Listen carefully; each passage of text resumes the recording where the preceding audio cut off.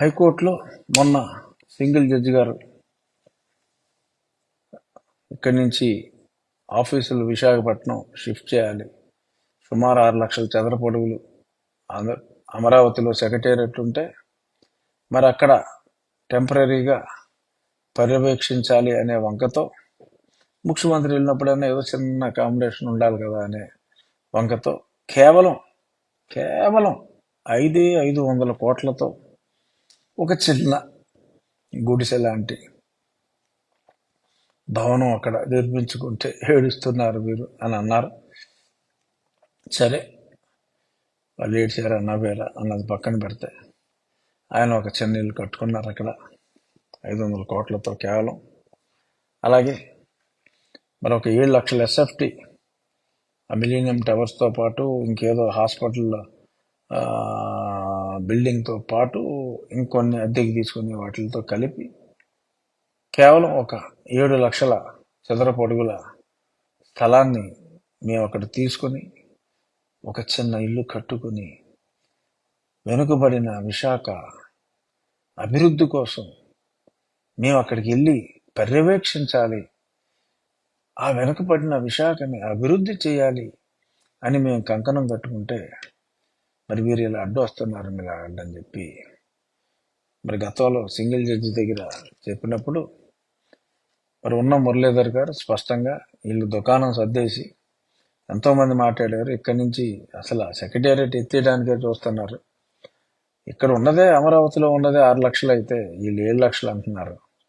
ఇవన్నీ చెప్పిన తర్వాత మరి ఆల్రెడీ హైకోర్టు త్రిసభ్య ధర్మాసనం మీరు ఇలాగా ఎలాంటి వేషాలు వేయటానికి దుకాణాలు సర్దడానికి లేదమ్మా అని చెప్పిన తర్వాత మరి దాని మీద సుప్రీంకోర్టుకి రాష్ట్ర ప్రభుత్వం వెళ్ళి మరి చూడండి సార్, ఇలాగా మాకు హక్కు లేదంటున్నారు సార్ అని దీనంగా ప్రార్థిస్తే అవునయ్యా హక్కు లేదు, అది తేల్చాలి అంటే మాకు సమయం కావాలి, నీకేమి స్టే లాంటిది ఇవ్వటం జరగదు అని చెప్పి అది అలా వాయిదాల మీద వాయిదాల మీద ఎందుకంటే అది ఇవ్వడానికి లేదు కాబట్టి అంటే బాగోదేమో అని వాయిదాలు వేస్తున్నారు.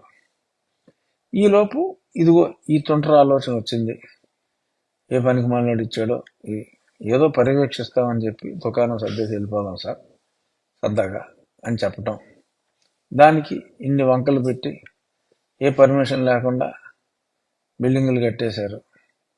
ఆ తర్వాత అనుకోకుండా అల్లావుద్దీన్ అద్భుత దీపంలో అది కనపడినట్టుగా ఒక బిల్డింగు, హే ఈ సీఎం హౌస్ బాగుంటుంది అని చెప్పి ఎవరు చెప్తే శ్రీలక్ష్మి గారు ఒప్పేసుకుంటే అయితే అట్లే కానిండి అన్నారు, వెళ్ళారు. మరి ఇప్పుడు వెళ్దాం అనుకున్నారు, మరి దీనికి మురళీధర్ రావు అడ్డుపడ్డారు, ప్లేటర్ గారు. చింతల సుమన్ రెడ్డి గారు కూడా గట్టిగా అడ్డుపడ్డారు. అప్పుడు అసలు మీరు విచారించడానికే లేదన్నారు. సరే, అప్పుడు దాకా నేను స్టే ఇస్తున్నా, మీరైతే దుకాణం సర్దడానికి లేదని మీరు కోరుకున్నట్టుగానే త్రిసభ్య ధర్మాసనానికి ఇస్తున్నానని చెప్పి ఇది ఫ్లాష్ బ్యాక్. ఈరోజు అది ఇంకా లిస్టు గాల చింతల సుమన్ రెడ్డి గారు మరి ధర్మాసనం దగ్గరికి వెళ్ళి, సార్ మేము అసలు వెనకబడిన విశాఖ పర్యవేక్షించాలంటే చాలా ఇబ్బంది అయిపోతాం సార్, మాకు పర్మిషన్ ఇవ్వాలి సార్ అని చెప్పి అడిగితే మరి కోర్టు కూడా తిరస్కరించింది దాన్ని. We will take it up later అనే చెప్పడం జరిగింది. ఒకసారి అంత స్పష్టంగా దుకాణం సర్దేస్తున్నారని చెప్పి అంత స్పష్టంగా చెప్పిన తర్వాత ఇంకొకటి ఏంటంటే, ఒక ప్రాంతాన్ని పర్యవేక్షించాలంటే ఆ పర్యవేక్షణకు సెక్రటేరియట్ని మించిన ఆఫీసు ఇక్కడ ఐఏఎస్ వాళ్ళందరూ కూడా అక్కడికి వెళ్ళిపోవాలి. ఒక చిన్న ఇంటి నుంచి ముఖ్యమంత్రి కూడా స్పాట్లో ఉంటే గాని పర్యవేక్షించడం కుదరదు అని చెప్పి కోర్టులో చెప్తే న్యాయమూర్తులు ఏమన్నా చెవిలో పువ్వు పెట్టుకున్నారు ఎట్రా బాబు, నాకు అర్థం కాదు. చెవిలో పువ్వు పెట్టుకున్నారా, అది తెలియదా నాటకాలు ఆడేస్తున్నారని? ఎన్ని నాటకాలు ఆడతారు? ఆ పర్మిషన్ల విషయంలో, రుచికొండ విషయంలో అలాగే డ్రామాలు ఆడారు. బట్ అసలు ప్రజలకు తెలుస్తుంది కదా ముందు మీరు ఆడి నాటకాలు. ఎందుకు ఈ డ్రామాలు? ఎందుకు ఈ డ్రామాలు? మరి చాలా హాస్యాస్పదంగా, ఇంగ్లీష్లో చెప్పాలంటే సిల్లీగా ఉందని చెప్పక తప్పదు. మరి ఇంకా ఇలాంటి సిల్లీ డ్రామాలు మరి న్యాయస్థానాల్లో మరి న్యాయమూర్తులు గౌరవం ఇవ్వండి.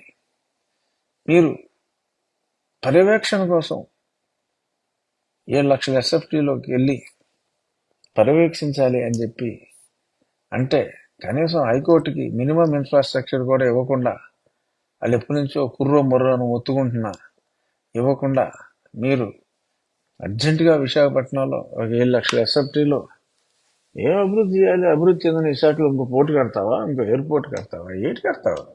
విశాఖపట్నం వెళ్ళిపోయా జగన్మోహన్ రెడ్డి? ఏటి కట్టేస్తావు అక్కడ?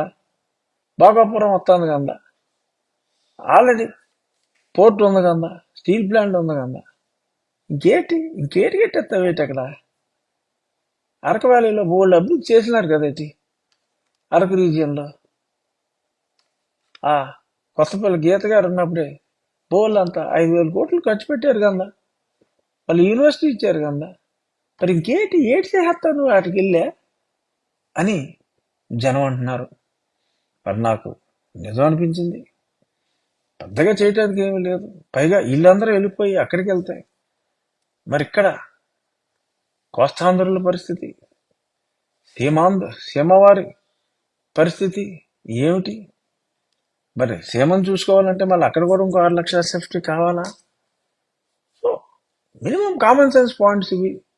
న్యాయమూర్తులు ఆ మాత్రం ఆలోచించరా అన్న అవగాహన లేకుండా మీ జాలి మాటలకి ఎవరో పడరు.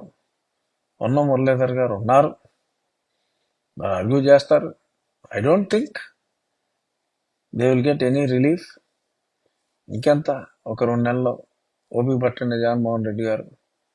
ఒకవేళ ప్రజలు మీకు బ్రహ్మరథం పడితే అప్పుడు ఆలోచించరు, కానీ ఆ బిల్డింగ్లోకి అప్పుడే వెళ్దురు. కానీ అప్పుడు దాకా మరి సంయమనం అట్లీస్ట్